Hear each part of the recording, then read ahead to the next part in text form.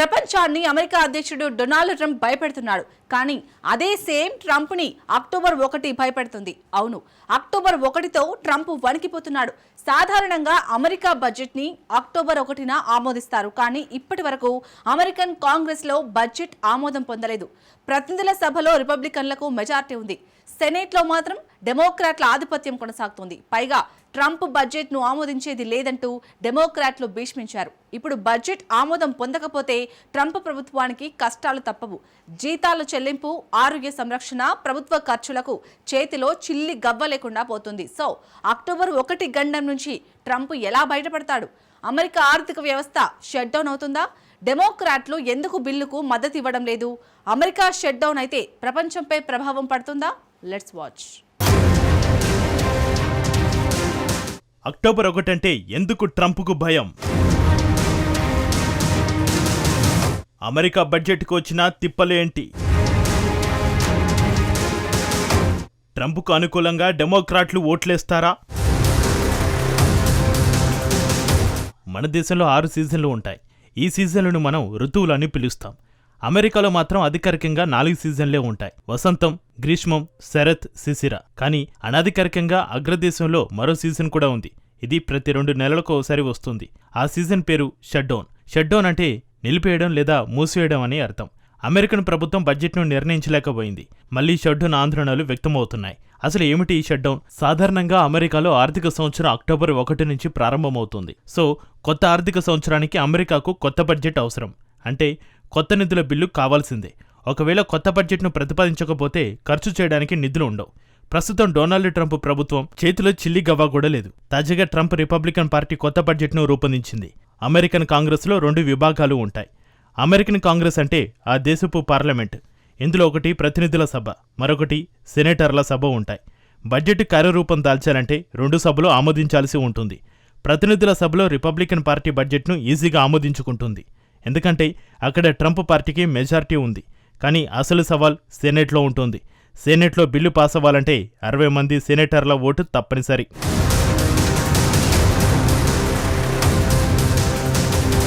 రిపబ్లికన్లకు సెనేట్లో కేవలం 53 మంది సభ్యులు మాత్రమే ఉన్నారు. సో బడ్జెట్కు ఇక్కడ బ్రేకులు పడతాయి. ఈసారి ప్రతిపక్ష డెమోక్రాట్లు వెనక్కి తగ్గడం లేదు. ప్రజా ఆరోగ్య సంరక్షణకు మరిన్ని నిధులు ఇవ్వాల్సిందేనని డిమాండ్ చేస్తున్నారు. లేదంటే బడ్జెట్ను డెమోక్రాట్లు తప్పనిసరిగా వ్యతిరేకిస్తారు. బడ్జెట్ ఆమోదం పొందాలంటే ప్రభుత్వానికి చిక్కులు తప్పవు. ఆన్ పేపర్ ఇదొక భయంకరమైన పరిస్థితి. ప్రభుత్వం వద్ద నిధులు లేకపోతే ఏమీ చేయలేదు. ఉద్యోగులకు జీతాలను చెల్లించలేదు. పార్కులను, మ్యూజియంలను నిర్వహించడం కష్టమవుతుంది. ఆఖరికి మిలిటరీకి కూడా ట్రంప్ ప్రభుత్వం నిధులు అందించడం కష్టమవుతుంది. అయితే ఇది కేవలం రికార్డుల ప్రకారం మాత్రమే. ఈ పరిస్థితినే షట్ డౌన్ అంటారు. చాలా వరకు షట్ డౌన్ రాకుండా అమెరికా నివారించగలిగింది. చాలా డ్రామా జరిగిన తర్వాత చివరికి ఒక ఒప్పందం చేసుకుంటారు. ఈసారి కూడా సేమ్ డ్రామా తర్వాత ట్రంప్ బడ్జెట్కు డెమోక్రాట్లు ఆమోదం తెలుపుతారా? తాజాగా కాంగ్రెస్లోని నాయకులను ట్రంప్ వైట్ హౌస్కు ఆహ్వానించాడు. ఇందులో కేవలం 2 అత్యున్నత డెమోక్రాట్లు, మరో 2 రిపబ్లికన్లు ఉంటారు. బడ్జెట్ ఆమోదానికి అందరికీ అనుకూలమైన మార్గం గుర్తించడమే వారి లక్ష్యం. కానీ టెన్షన్లు రైజ్ అవుతున్నాయి. ట్రంప్ పూర్తిగా డెమోక్రాట్లను నిందిస్తున్నాడు. తీవ్రవాద భావాలున్న డెమోక్రాట్లు అమెరికాను మూసివేయాలని కోరుకుంటున్నారని ట్రంప్ ఆరోపించాడు.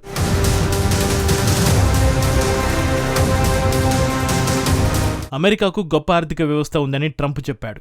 ధరలు తగ్గాయని, ద్రవ్యోల్బణం అసలు లేదని అమెరికా అధ్యక్షుడు వివరించాడు. అన్నీ సక్రమంగా జరుగుతున్నాయి అన్నాడు. ప్రపంచంలో ప్రతి దేశం అమెరికాను గౌరవిస్తుందని ట్రంప్ వివరించాడు. డెమోక్రాట్లు షట్ డౌన్ చేయాలనుకుంటే ఏమవుతుంది అని ట్రంప్ ప్రశ్నించాడు. ట్రంప్ ఆరోపణలతో డెమోక్రాట్లు ఆగ్రహం వ్యక్తం చేస్తున్నారు. ఇటీవల కాలంలో అమెరికా మీడియాలో డెమోక్రాట్ల ఊసే లేకుండా పోయింది. అసలు దేశంలో డెమోక్రాట్లు ఉన్నారా అన్నట్టుగా మారిపోయింది పరిస్థితి. అందుకు కారణం వార్తలను ట్రంప్ డామినేట్ చేస్తున్నాడు. అంటే ఆ వార్తలన్నీ ట్రంప్కు అనుకూలంగా ఉన్నవి కాదనుకోండి. కానీ డెమోక్రాట్ల వార్తలే కనిపించడం లేదు. ఈ నేపథ్యంలో డెమోక్రాట్లు ఇప్పుడు వార్తలోకి ఎక్కుతున్నారు. డెమోక్రాట్లు బడ్జెట్ను ఆమోదించకపోతే పరిస్థితి ఏంటి? అమెరికా షట్ డౌన్ అవుతుంది. నిజానికి ఇలాంటి పరిస్థితి ట్రంప్కు కొత్తమీ కాదు. ట్రంప్ ఫస్ట్ టర్మ్లో 3 సార్లు అమెరికా షట్ డౌన్ అయింది. అప్పట్లో మొదటిసారి 3 రోజులు, రెండోసారి కొన్ని గంటలు, మూడోసారి 35 గంటలు అమెరికాకు నిధులు లేకుండా పోయాయి. బహుశా 35 రోజుల పాటు అమెరికా షట్ డౌన్ అవ్వడం అమెరికా చరిత్రలోనే సుదీర్ఘమైనది. ఈ షట్ డౌన్ ఫలితంగా అమెరికా ఆర్థిక వ్యవస్థకు ఏకంగా $300 కోట్ల నష్టం వాటిల్లింది. అయితే ఈసారి కూడా అమెరికా షట్ డౌన్ అవుతుందా?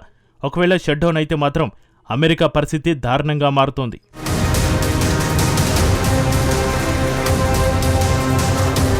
ఇప్పటికే అమెరికా ఆర్థిక వ్యవస్థ కుదేలవుతోంది. సుంకాలు, ద్రవ్యోల్బణం ముక్కుముడిగా దాడి చేస్తున్నాయి. ఇప్పుడు షట్డౌన్ ఎఫెక్ట్ పడితే ఆర్థిక వ్యవస్థ మరింత దిగజారుతోంది. అయితే ఈ షట్డౌన్ డ్రామాతో మరో ప్రశ్నను లేవనెత్తుతోంది. ఇది అమెరికాకు సంబంధించిన ప్రాథమిక ప్రశ్న. దశాబ్దాలుగా ప్రపంచ ఆర్థిక వ్యవస్థకు మూలస్తంభంలా అమెరికా నిలిచింది. సురక్షితమైన రుణం, ఎక్కువ ధర లభించే బాండ్లు, లాభదాయకమైన మార్కెట్ విక్రయాలు వంటి అంశాలు అమెరికాను టాప్లో నిలబెట్టాయి. కానీ ఇప్పుడు ఈ పరిస్థితులు మారుతున్నాయి. ముందు అమెరికా రుణాలను చూద్దాం.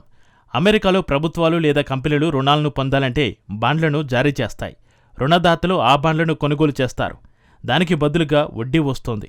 అమెరికా ట్రెజరీ బాండ్స్ను కంపెనీలు కార్పొరేట్ బాండ్లను జారీ చేస్తాయి. సాధారణంగా కార్పొరేట్ బాండ్లకు వడ్డీలు ఎక్కువగా వస్తాయి.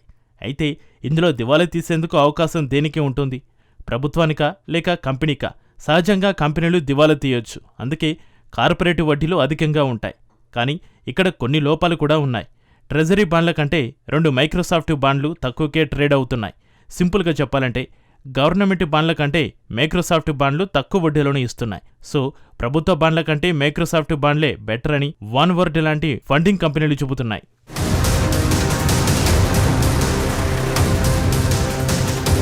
సుంకాలు, ద్రవ్యోల్బణం అమెరికా ఆర్థిక వ్యవస్థను ముంచేస్తాయని ఫండింగ్ కంపెనీలు భావిస్తున్నాయి. అందుకే కార్పొరేట్ బాండ్లకే వాన్గార్డ్ వంటి సంస్థలు మొగ్గు చూపుతున్నాయి. ఇది తాత్కాలికమే అయితే భారీ పరిణామం అని చెప్పవచ్చు. ఇప్పుడు ఒకసారి అమెరికా మార్కెట్లను చూద్దాం. అమెరికా మార్కెట్లు ఎప్పుడు ధరే లక్ష్యంగా కొనసాగుతుంది.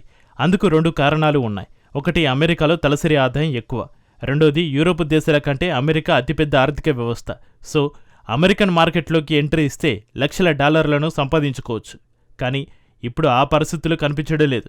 ఎందుకంటే దిగుమతులపై ట్రంప్ భారీగా సుంకాలను విధించాడు. చాలా దేశాలు ఇప్పుడు ప్రత్యామ్నాయాల కోసం వెతుకుతున్నాయి. ఉదాహరణకు భారత్ని తీసుకోండి. యూరోపియన్ యూనియన్తో ఒప్పందానికి యత్నిస్తోంది. అమెరికాకు పంపే వస్తువులను యూరోప్కు పంపాలని యోచిస్తోంది. ఇక చివరిగా డాలర్ వద్దకు వద్దాం. సాధారణంగా పరిస్థితులు ఎలా ఉన్నా అమెరికా డాలర్ టాప్లోనే ఉండేది. కానీ ఇప్పుడు అగ్రదేశపు కరెన్సీకి సవాలు ఎదురవుతున్నాయి. చాలా దేశాలు యూరో, యెన్, యువాన్లను ఉపయోగిస్తున్నాయి. దీనంతటికీ కారణం అమెరికాలో స్పష్టత లేకపోవడమే. ఒక్కసారి అమెరికా ఆర్థిక వ్యవస్థను చూడండి. ప్రపంచ ఆర్థిక వ్యవస్థలో అమెరికా వాటా 26%. కానీ అక్టోబర్ 1న అమెరికా మూతపడితే మొత్తం వ్యవస్థ ఆగిపోతోంది.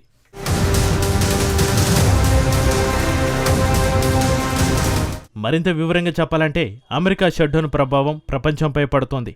అమెరికా నష్టపోవడమే కాదు, ప్రపంచాన్ని కూడా కష్టాల్లో ముంచడం ఖాయం. ఈరోజు 2-3% సుంకాలని ట్రంప్ చెబుతాడు. మరుసటి రోజు ఆ సుంకాలను ఉన్నట్టుండి 50%కి పెంచుతాడు. అప్పటి నుంచి అమలవుతాయంటాడు. ఇలాంటి పరిస్థితులను తయారీదారులు, దేశాలు ఎలా ఎదుర్కొంటాయి? అమెరికా షట్డౌన్తో ప్రపంచమేమీ మునిగిపోదు. కానీ ట్రంప్ ప్రభావం మాత్రం ప్రపంచంపై తీవ్రంగా ఉంది. బహుశా ట్రంప్ పదవి నుంచి దిగిపోయే సమయానికి డాలర్ లేని ప్రపంచానికి మార్గం సుగమం అవుతుందేమో. ట్రంప్ స్వయంగా తను కూర్చున్న కొమ్మను తానే నరుక్కుంటున్నాడు. అమెరికాను ఇక దేవుడే కాపాడాలి.